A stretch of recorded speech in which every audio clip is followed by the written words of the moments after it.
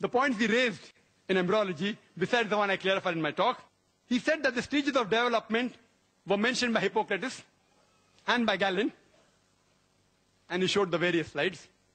The point to be noted, just because someone says some things which are matching with the Quran, that doesn't mean that Quran has been copied from that. Suppose I make a statement, if I make a statement which is correct, which was said by somebody else earlier, that doesn't mean I've copied. It may be, it may not be. To use the conflict approach with the Quran, yes, he copied. Okay, fine. But let's analyze. The Quran doesn't take the things which were wrong from Hippocrates. If you would have copied, you would have copied everything. It is logical. Unless he's a scientist, okay, this is correct.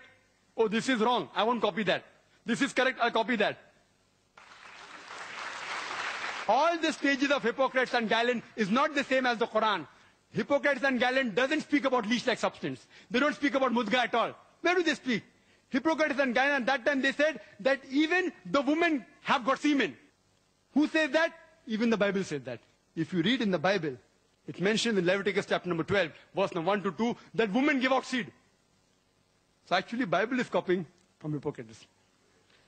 And Bible says in Job, chapter number 10, verse number 9 and 10, that we have made the human being from clay, like poured out milk and curdled cheese. Poured out milk and curdled cheese is exact plagiarization from Hippocrates. Why plagiarization? Because surely that's not the word of God. That portion is unscientific. It was said by Hippocrates and Galen, the Greeks, that human beings are created like curdled cheese. And Bible copies that exactly. But Quran, alhamdulillah, as if you analyze and read the books of embryology, even of Dr. Keith Moore, he said that Hippocrates and the other people like Galen, etc., they did give a lot of things to embryology initially, as well as Aristotle. Many were right, many were wrong.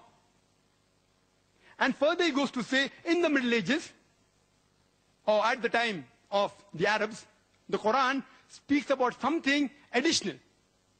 If it was exactly copied, why would Dr. Keith Moore in his book give due credit to the Quran? He even gives due credit to Aristotle, to Hippocrates, but mentions there, many were wrong. That he doesn't mention with the Quran. That is enough proof that Quran wasn't copied from the Greek time. Regarding light of the moon was copied from Greeks. You will tell me that the world is spherical was copied from Greek. I know the Pythagoras, the Greeks, lived in 6th century BC, who believed that the earth rotated. They believed that the sunlight was reflected. If Prophet Muhammad Nauz-Billah copied, why didn't he copy? They believed the sun was stationary. They believed sun was the center of the universe. So why did Prophet Muhammad copy the correct things and delete the things which were not correct? This is sufficient proof that Prophet Muhammad, peace be upon him, did not copy. He goes to give a list that from Greek to Syriac, Syriac to Arabic, and big research.